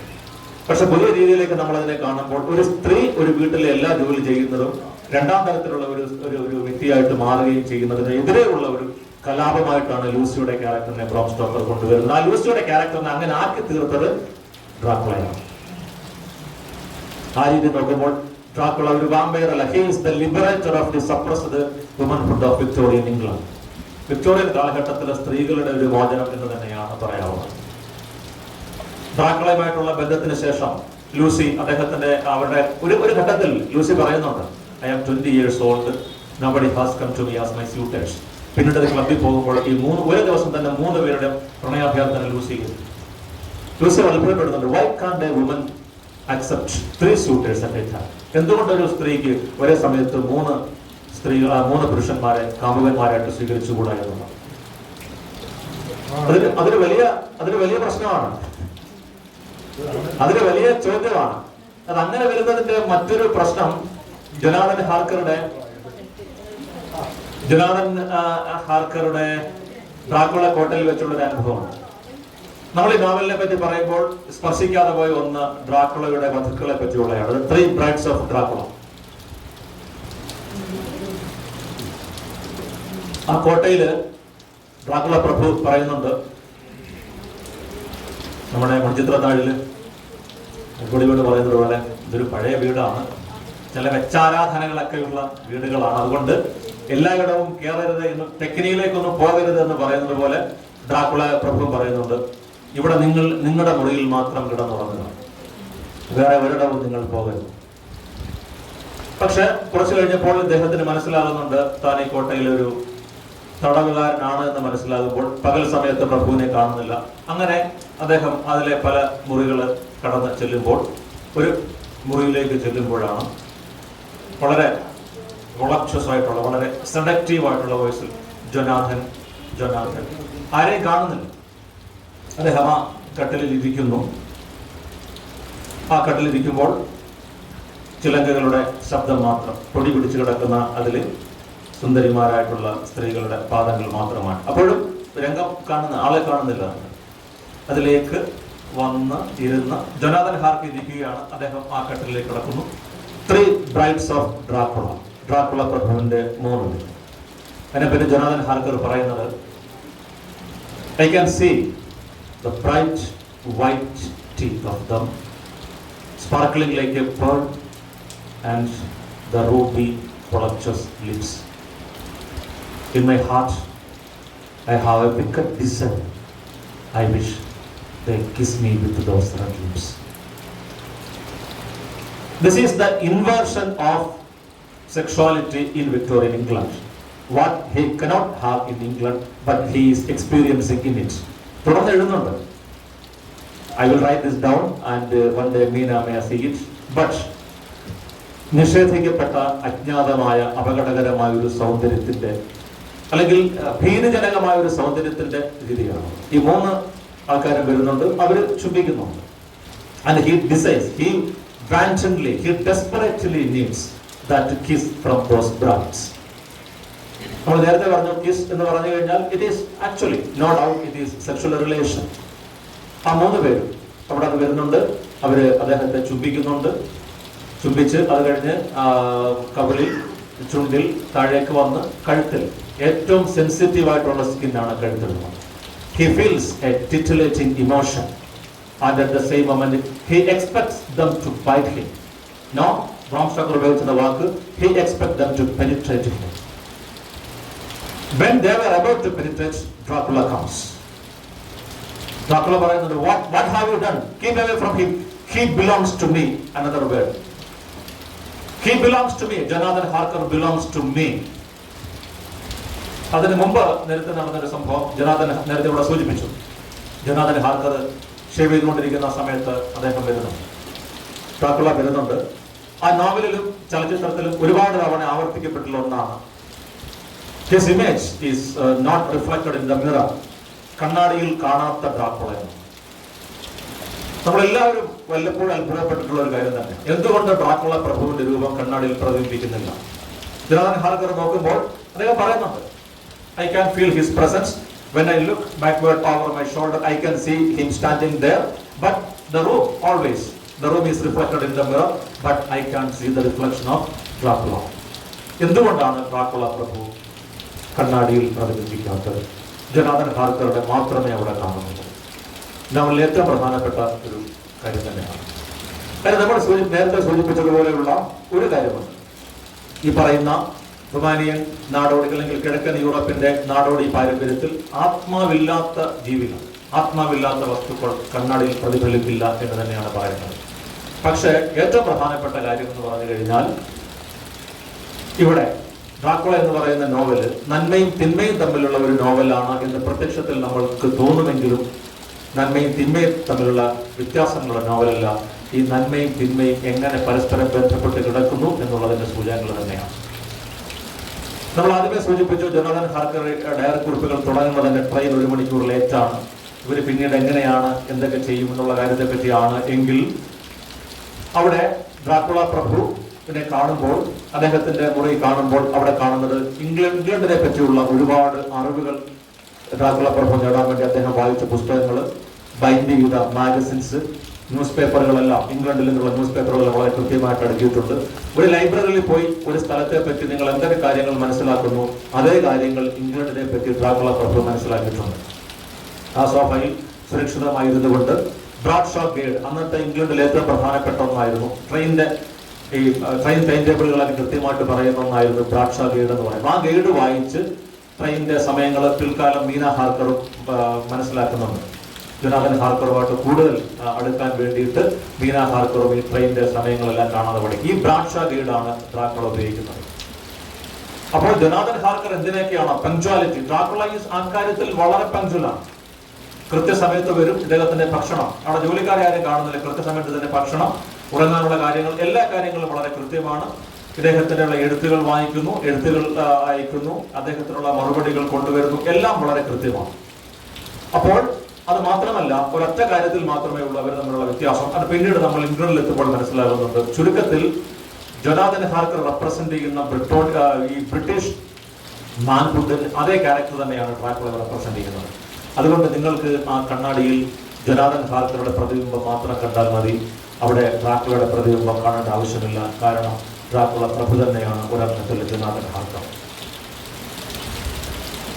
നമ്മൾ പറഞ്ഞ വാമ്പയർ എന്ന രീതിയിലല്ല, ഈ പറയുന്ന മാൻഹുഡ് എന്ന അർത്ഥത്തിൽ ആ രീതിയിൽ വരുമ്പോൾ അവിടെ ഡ്രാക്കുള പ്രഭു ഒരിക്കലും ആ കണ്ണാടിയിൽ പ്രത്യക്ഷപ്പെടുന്നില്ല. അവിടെ ജൊനാഥൻ ഹാർക്കർ മാത്രമാണ് പ്രത്യക്ഷപ്പെടുന്നത്. ഇത് ആ നോവലിൽ വളരെ സങ്കീർണമായിട്ടുള്ള ഒന്നാണ്. നമ്മൾ ലൂസിയുടെ മരണം തുടർന്ന് കുട്ടികൾ അപ്രത്യക്ഷമാകുന്നു.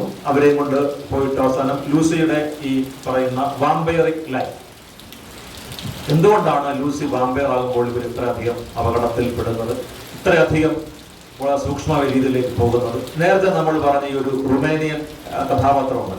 അതായത് ഹംഗറിക്കാർ റുമേനിയക്കാരെ കല്യാണം കഴിച്ചു കഴിഞ്ഞാലും വേറെ ഏത് രീതിയിലേക്ക് കഴിഞ്ഞു കഴിഞ്ഞാലും ഒരു വംശം, it is the deracination of the weaker race by the stronger race. ബ്രിട്ടനിൽ ഡ്രാക്കുള ചെയ്യുന്നതും അതേ കാര്യം തന്നെയാണ്. ലൂസിയെ അദ്ദേഹം രക്തപാനത്തിന് വിധേയമാക്കി. ഇവരൊരിക്കലും മരിക്കുന്നില്ല, ദേ ആർ അൺഡെഡ്. അതാണ്, ഡെഡ് അല്ല, ബോണമല്ല, അൺഡെഡ് ആണ്. മരിച്ചിട്ടും മരിക്കാതെ ജീവിക്കുന്ന ഒരു അവസ്ഥയിലേക്ക് മാറുന്ന ഈ കഥാപാത്രം മറ്റൊരാളായിട്ട് മാറുകയാണ്.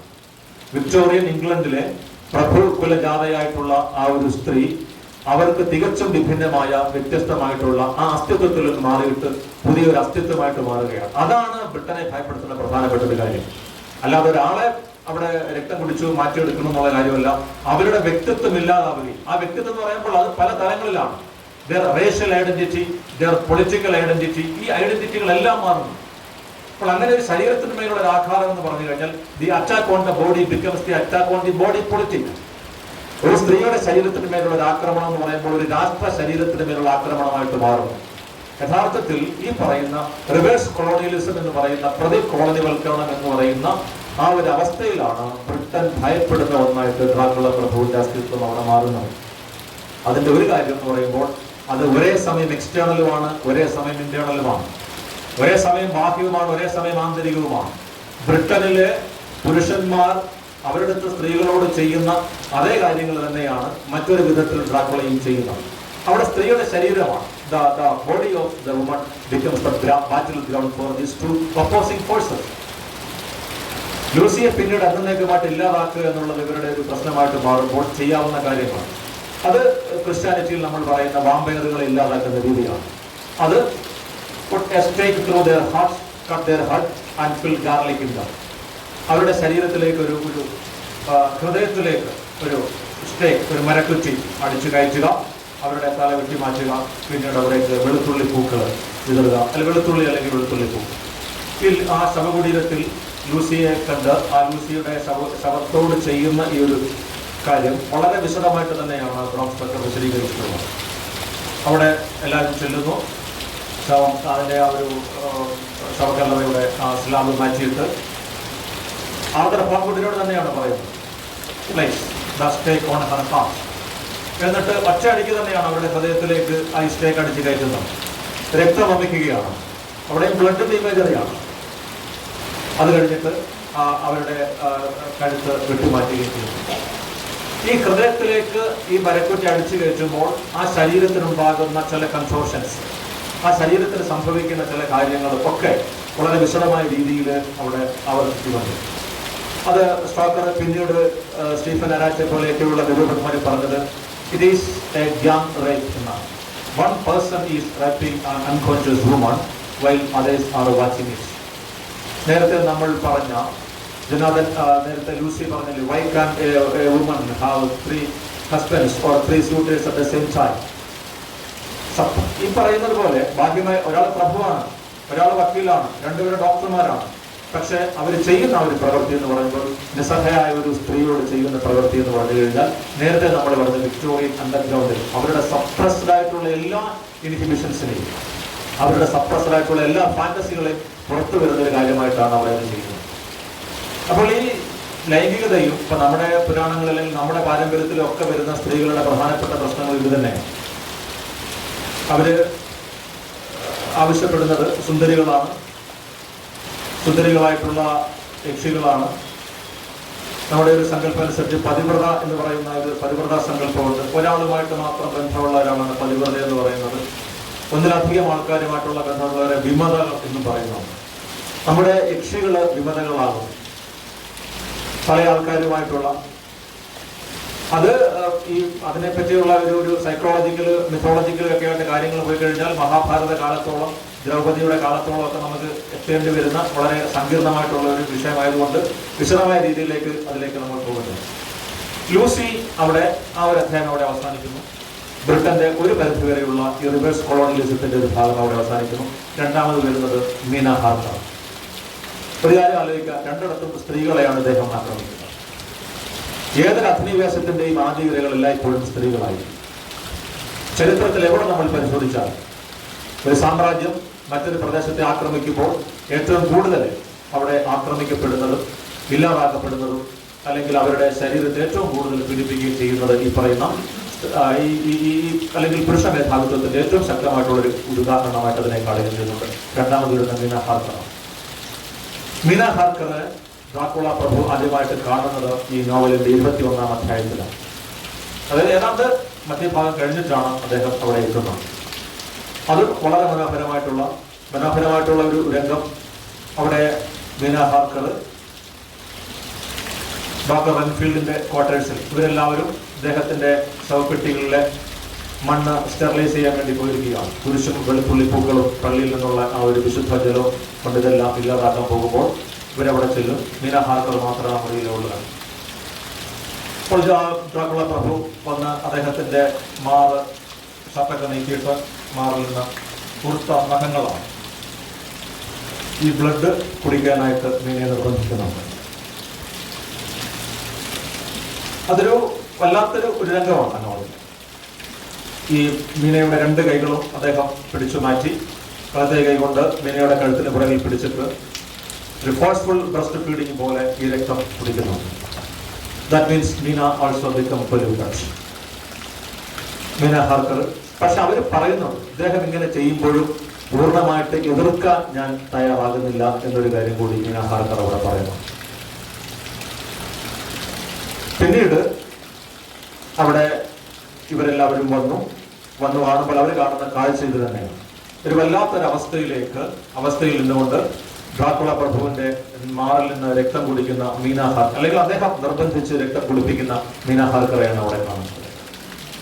അവർ കുരിശുകൊണ്ട് ഇദ്ദേഹത്തെ അവിടുന്ന് പോകുന്നതിന് മുമ്പ് ഇദ്ദേഹം പറയുന്നൊരു കാര്യമുണ്ട്.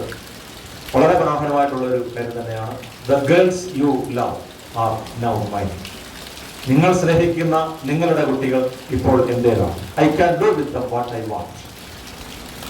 ഈ മീന ഹാർക്കറെ ഡ്രാക്കുളയും തമ്മിലുള്ള ഈ ഒരു ബന്ധത്തിൽ പിന്നീട് ഡ്രാക്കുള പ്രഭു തിരിച്ച് ട്രാൻസിൽവാനിയയിലേക്ക് പോകുമ്പോൾ അദ്ദേഹത്തിന്റെ ഇംഗ്ലണ്ടിലെ എല്ലാ താമസ സ്ഥലങ്ങളും ഇവർ ഇല്ലാതാക്കിയതിനെ തുടർന്ന് തിരിച്ചു പോകുമ്പോൾ മീനയുമായിട്ടുള്ള ഒരു ഹിപ്നോട്ടിസത്തിലൂടെയാണ് അദ്ദേഹത്തിന്റെ കാര്യങ്ങളൊക്കെ മനസ്സിലാകുന്നത്.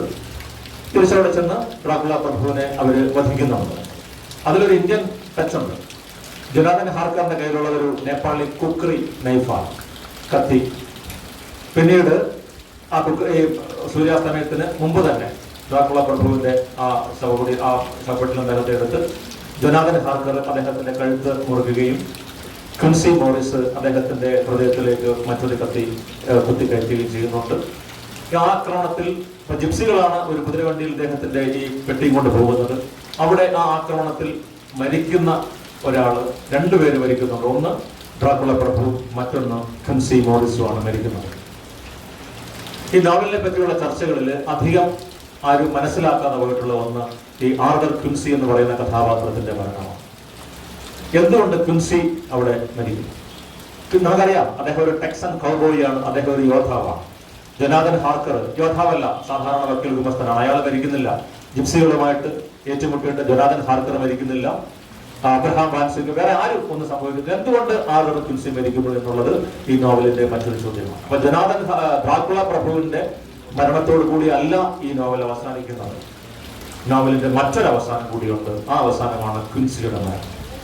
കാരണം വിക്ടോറിയൻ ഇംഗ്ലണ്ടിന്റെ അല്ലെങ്കിൽ ഇംഗ്ലീഷ് സാമ്രാജ്യത്വത്തിന്റെ എതിരാളിയായിട്ട് ആ കാലഘട്ടത്തിൽ വരുന്ന മറ്റൊരു പ്രദേശമാണ് അമേരിക്കൻ ഐക്യനാടുകൾ.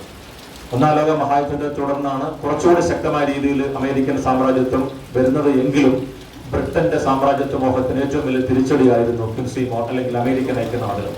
ആ അമേരിക്കൻ ഐക്യനാടുകളുടെ പ്രതിനിധിയായിട്ടാണ് ക്വിൻസി മോറിസന്റെ കഥാപാത്രം വരുന്നത്. അങ്ങനെ ക്വിൻസി മോറിസനെ ഇല്ലാതാക്കുന്നതിലൂടെ ബ്രിട്ടന്റെ സാമ്രാജ്യത്വ ഭീതിയുടെ രണ്ടാമത്തെ ഘട്ടം അവസാനിക്കുന്നു.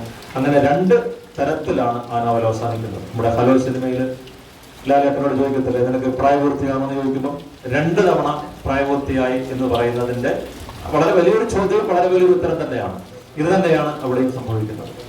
അപ്പോൾ അവിടെ ഡ്രാക്കുള പ്രഭുവിന്റെ ആ ഒരു അന്ത്യം അവിടെ നടക്കുന്നു. മറ്റൊരു കാര്യത്തിൽ ക്വിൻസി മോറിസും മരിക്കുന്നു.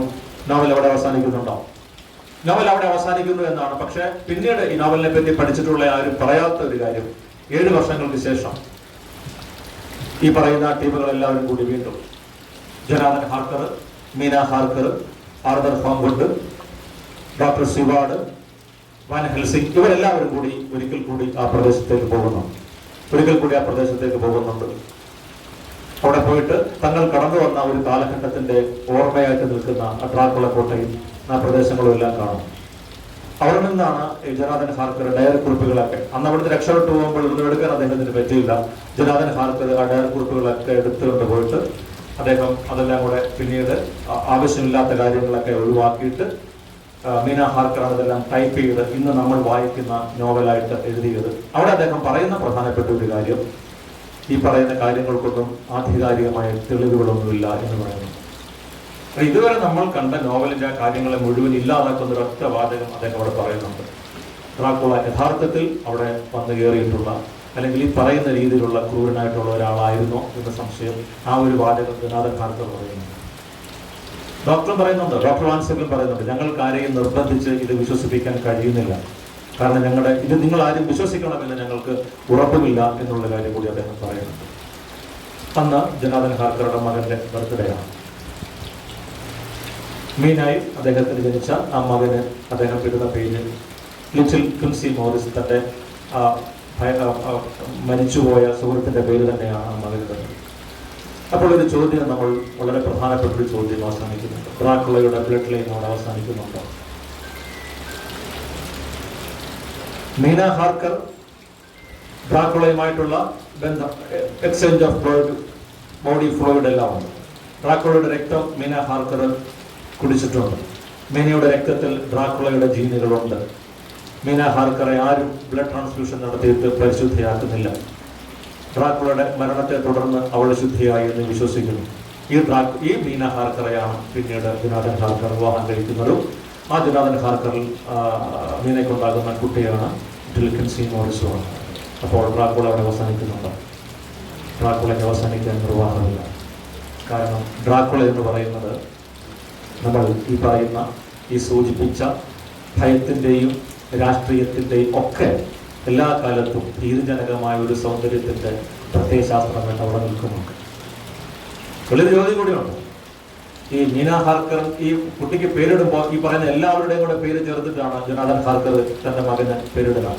അവസാനമാണ് ക്വിൻസി വരുന്നതാണ്.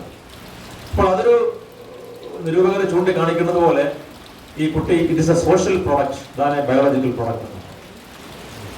അതിൽ സാമൂഹികമായ ഒരു ഉൽപ്പന്നമാണ് ആ ഒരു കുട്ടി. അല്ലെങ്കിൽ ഡ്രാക്കുളയുടെ അടുത്ത തലമുറ എന്ന് പറയാവുന്ന ആ ഒരു കുട്ടി സ്വാഭാവികമായി ഉണ്ടാകാവുന്ന ഒരു ഇതല്ല. പിന്നീടും ഒരു ചോദ്യം കൂടി വരുന്നുണ്ട്. How pure A racial life is when 5 men are needed to produce a single child. ഒരു കുട്ടിയെ സൃഷ്ടിക്കാൻ 5 പുരുഷന്മാർ സഹായിക്കുന്നുവെങ്കിൽ വംശശുദ്ധിയിൽ അഭിരമിക്കുന്ന ഓരോരുത്തർക്കും കൃത്യമായിട്ട് നിങ്ങളുടെ ആ ഒരു വംശശുദ്ധി എത്രമാത്രം കൃത്യമാണ് എന്ന് പറയാനായിട്ട് സാധിക്കുമോ എന്നുള്ള ഒരു ചോദ്യം കൂടി. ആ ചോദ്യത്തോടു കൂടിയാണ് ആ നോവൽ അവിടെ അവസാനിക്കുന്നത്. ഇനിയും ഈ നോവലിനെ പറ്റി പല തലങ്ങളിൽ പല കാര്യങ്ങളായിട്ട് നമുക്ക് ചർച്ച ചെയ്യാനുണ്ട്. അത് മറ്റൊരവസരത്തിലാവാം. ഇതേപോലെ ഒരു മഴയും കൊടുങ്കാറ്റുമുള്ള ഒരു ദിവസമാണ് ജനാർദൻ ഹാർക്കർ അതിഥിയായിട്ട് വന്ന ആ ഒരു കപ്പലിൽ ഇംഗ്ലണ്ടിലേക്ക് ഡ്രാക്കുള എത്തിച്ചേരുന്നത്. ഡ്രാക്കുളയെ പറ്റി നമ്മൾ പറയുന്ന ഈ ദിവസവും അതുപോലെ തന്നെ മഴയും കാറ്റും ഒക്കെ തന്നെയുണ്ട്. ഈ ഡ്രാക്കുളയുടെ ജീനുകൾ ഒരിക്കലും അവസാനിക്കുന്നില്ല എന്നുള്ളതാണ്.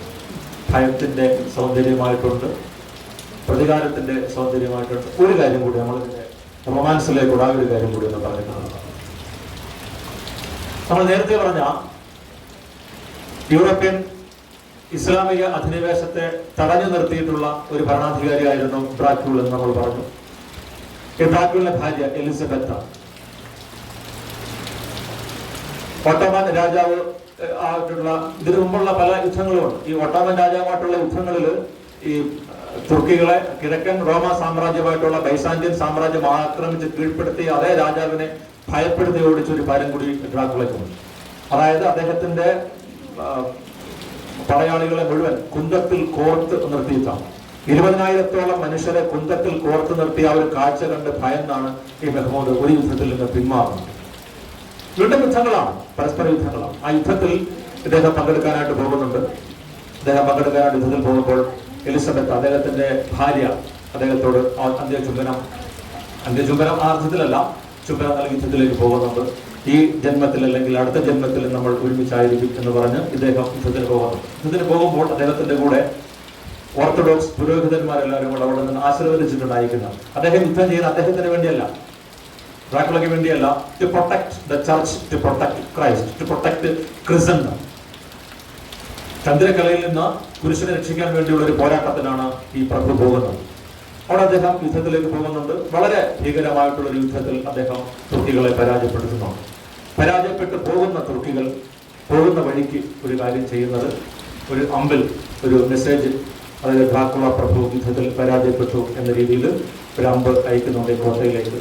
ഈ കത്ത് വായിച്ച ഇദ്ദേഹത്തിന്റെ ഭാര്യ എലിസബത്ത് ആ കോട്ടയിൽ അതിന്റെ മുകളിൽ കയറിയിട്ട് ആ നദിയിലേക്ക്, ആർഗ്ലോസ് എന്ന് പറയുന്ന ആ നദിയിലേക്ക് ചാടി മരിക്കുന്നു. ഇപ്പോഴും രാജ്ഞിയുടെ നദി എന്നാണ് അറിയുന്നത്. അപ്പോൾ അത് വളരെ വിജയശ്രീലാളിതനായിട്ട് തിരിച്ചു വരുന്ന ഈ പറയുന്ന ഡ്രാക്കുള പ്രഭു രാജാവ് കാണുന്നത് തന്റെ ഭാര്യയുടെ ചേതനയേറ്റ ശരീരമാണ്. അപ്പോൾ അദ്ദേഹം അടുത്തു വന്നിരുന്ന് ഈ ഒരു കത്ത്, അപ്പോൾ ഒരു ആത്മഹത്യയെ കുറിപ്പ് എഴുതിയിട്ടാണ് മരിക്കുന്നത്. എൻ്റെ ജീവിതം ഇവിടെ അവസാനിക്കുന്നു, അടുത്ത ജന്മത്തിൽ നമുക്ക് കാണാം എന്ന രീതിയിൽ വായിക്കുന്നു.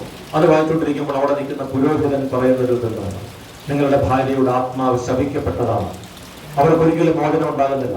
She has become A vampire. അവരൊരു പിശാചായിട്ട് മാറിക്കഴിഞ്ഞിരിക്കുന്നു എന്ന് അവിടെ നിൽക്കുന്ന ആ പുരോഹിതൻ പറയുന്നു. ആ പുരോഹിതന്റെ വാക്ക് കേട്ട് ആർക്ക് വേണ്ടിയാണ് ഞാൻ ഈ യുദ്ധത്തിന് ഇറങ്ങി പുറപ്പെട്ടത്, അവർ തന്നെ എന്നെ ഒഴിവാക്കിയല്ലോ എന്നുള്ള ഒരു ചോദ്യത്തിൽ നിന്നാണ്, ആ ഒരു സംഘർഷത്തിൽ നിന്നാണ് അദ്ദേഹത്തിന്റെ വാൾ അവിടെയുള്ള ഒരു വലിയ കുരിശിലേക്ക് എറിഞ്ഞു കൊടുക്കുകയും കുരിശിൽ നിന്ന് രക്തം വരികയും ചെയ്യുന്നുണ്ട്. അദ്ദേഹം ആ രക്തം കുടിക്കുന്നു. ആ രക്തം കുടിച്ച് ഡ്രാക്കുളയും ഒരു വാമ്പയറായിട്ട് മാറിയ പുരോഹിതനെ മുഴുവൻ ആക്രമിക്കുന്നുണ്ട്. അങ്ങനെ അവിടെ ആ പുരോഹിതനായിട്ടുള്ള ആ പുരോഹിതന്മാരെ മുഴുവൻ അവരാണ് ഒരർത്ഥത്തിൽ ഇദ്ദേഹത്തെ വാമ്പയറാക്കി മാറ്റി.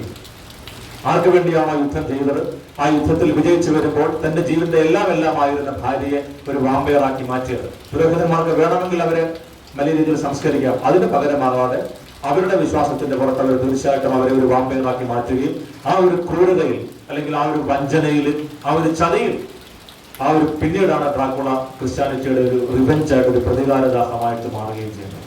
അവിടെയാണ് ഫ്രാൻസിസ് കപ്പോളയുടെ ഡ്രാക്കുള എന്ന് പറയുന്ന സിനിമ ആരംഭിക്കുന്നത്. പിന്നീട് ഈ ജൊനാഥൻ ഹാർക്കറുടെ ഭാര്യ മീന ഹാർക്കറെ ലണ്ടനിൽ വെച്ച് കാണുമ്പോൾ, ജൊനാഥൻ ഹാർക്കറുടെ പേഴ്സിലൂടെ ഫോട്ടോ കാണുമ്പോൾ തന്റെ മരിച്ചുപോയ ഭാര്യയുടെ പുനർജന്മമാണ് ഈ സ്ത്രീ എന്ന രീതിയിലേക്ക് ഡ്രാക്കുള ഇംഗ്ലണ്ടിലേക്ക് വരികയും അവരുമായി നമ്മൾ ആദ്യം കണ്ട ബെല ലുഗോസിയുടെയോ ക്രിസ്റ്റഫർ ലീയുടെ ചലച്ചിത്രത്തിലെ ഡ്രാക്കുളയല്ല ഫ്രാൻസിസ് ഫോർഡ് കപ്പോളയുടെ സിനിമയിലെ ഡ്രാക്കുള. അദ്ദേഹം ഒരു കാമുകനാണ്. മറ്റൊരു ക്രൂരതയുടെ പര്യായമാണെങ്കിൽ ഇദ്ദേഹം വളരെ റൊമാൻറ്റിക് ആയിട്ടുള്ള നഷ്ടസ്വപ്നങ്ങളിൽ ഭാര്യയെ നഷ്ടപ്പെട്ടവന്റെ വേദന, പ്രണയത്തിന്റെ തീക്ഷ്ണതയൊക്കെ അറിയുന്ന ശരിക്കും ദൗർബല്യമുള്ള മാനുഷികമായ ദൗർബല്യങ്ങളുള്ള ഒരു പ്രഭുവായിട്ടാണ്, ഒരു രാജാവായിട്ടാണ്, രാജകുമാരനായിട്ടാണ് വരുന്നത്. അങ്ങനെ പല തലങ്ങളിൽ പല രീതിയിൽ വായിക്കാവുന്ന ഒരു നോവലാണ് ഡ്രാക്കുള. ഇനിയും ഡ്രാക്കുളയ്ക്ക് ഒരുപാട് വ്യാഖ്യാനങ്ങൾ, ഒരുപാട് വായനകൾ, ഓരോരുത്തരുടെയും വായനയിൽ ഡ്രാക്കുള പ്രഭു പുനർജനിക്കുന്നുണ്ട്. ബാലചന്ദ്രൻ ചുള്ളിക്കാടിന്റെ ഒരു കവിതയിൽ അദ്ദേഹം പറയുന്നുണ്ട്, നരകത്തിന്റെ നിത്യപ്രവാചകൻ, നീചകാമത്തിന്റെ നിത്യകാമുകൻ, ഭ്രൂണഭക്ഷകനായ ഭയത്തിന്റെ പുരോഹിതൻ എന്നൊക്കെ വളരെ രൂക്ഷമായ രീതിയിൽ ബാലേന്ദ്രൻ ചുള്ളിക്കാട് ഡ്രാക്കുളയെ വന്നിക്കുന്നുണ്ട്. ഡ്രാക്കുളയുടെ ഒരു ഭാഗം നോക്കുമ്പോൾ അങ്ങനെയൊക്കെ തന്നെയാണ്, മറ്റൊരു ഭാഗം നോക്കുമ്പോൾ അത് മാത്രമായിരുന്നില്ല. ഡ്രാക്കുള വിക്ടോറിയൻ സമൂഹം എങ്ങനെയാണ് എന്നുള്ളത് വളരെ കൃത്യമായിട്ട് ആ സമൂഹത്തിന് ലോകത്തിന് കാണിച്ചു കൊടുത്ത ഒന്ന് തന്നെയായിരുന്നു. ലോകത്തിന്റെ മുഴുവൻ സാമ്രാജ്യങ്ങളുടെയും എല്ലാ രക്തമൂറ്റി കുടിച്ച ബ്രിട്ടൻ എന്ന് പറഞ്ഞ സാമ്രാജ്യത്തിന്റെ സകല വൃത്തികേടുകളെയും അതിന്റെ ധാർമ്മികവും മാനുഷികവും രാഷ്ട്രീയമായിട്ടുള്ള എല്ലാ പ്രശ്നങ്ങളെയും ഒക്കെ വലിച്ചു പുറത്തിട്ട് ബ്രിട്ടനെ ശരിക്കും വിവസ്ഥയാക്കിയ വിവൃതനാക്കിയിട്ടുള്ള ഒരു കൃതി തന്നെയാണ് ഈ പറയുന്ന നോവൽ. അതിന് രാഷ്ട്രീയമായ മാനങ്ങളുണ്ട്, മതപരമായിട്ടുള്ള മാനങ്ങളുണ്ട്, സൈദ്ധാന്തികപരമായിട്ടുള്ള മാനങ്ങളുണ്ട്, ദൈവശാസ്ത്രപരമായ മാനങ്ങളുണ്ട്, മിത്തിക്കൽ ഡയമെൻഷൻസ് ഉണ്ട്. അങ്ങനെ പല ഡയമെൻഷൻസ് ഉള്ള വിഖ്യാതമായ ഒരു നോവലാണ് ഡ്രാക്കുള എന്നുള്ളത്. മലയാളത്തിലും അതിൻ്റെ വിവർത്തനങ്ങൾ ധാരാളമായിട്ട് വരുന്നുണ്ട്. ഋഷികളും ഗന്ധർവന്മാരും ഒക്കെ ആയിട്ട് പരിചയമുള്ള മലയാളികൾക്ക് ഡ്രാക്കുള എന്ന് പറയുമ്പോൾ ഡ്രാക്കുളയ്ക്ക് വിവർത്തനം നൽകിയ രാമകൃഷ്ണ മാഷ് അതിന് കൊടുത്തിട്ടുള്ള ഒരു പേര് രക്തരക്ഷസ് എന്ന് തന്നെയാണ്. നമ്മൾക്ക് പരിചയമുള്ള ഒരു പേര് അത് തന്നെയാണ് രക്തരക്ഷസ്. ചരിത്രത്തിലെ ഡ്രാക്കുള രക്തരക്ഷസ് ആയിരുന്നില്ല. ചരിത്രത്തിലെ ഡ്രാക്കുളയ്ക്ക് അങ്ങനെ രക്തരക്ഷസിൻ്റെതായിട്ടുള്ള ഒരു പാരമ്പര്യമില്ല. പക്ഷെ മിത്തും ചരിത്രവും എല്ലാം കൂടെ കൂട്ടിപ്പിടിച്ച് ബ്രാം സ്റ്റോക്കർ നമുക്ക് നൽകിയും ഒരിക്കലും അവസാനിക്കാത്ത വ്യാഖ്യാനങ്ങൾക്ക് സാധ്യതയുള്ള നിത്യവിസ്മയമായി നിലകൊള്ളുന്ന, എപ്പോഴും നമ്മൾ പറയുന്ന ആ തൊടുത്ത ചുണ്ടിന്റെ ചുംബനങ്ങൾ നമ്മൾ അറിയാതെ നമ്മളെ ആഗ്രഹിക്കുന്ന പീഡിയുടെ സൗന്ദര്യശാസ്ത്രം നമുക്ക് നൽകിയ വിഖ്യാതമായ ഒരു കൃതിയാണ്. നന്ദി, നമസ്കാരം.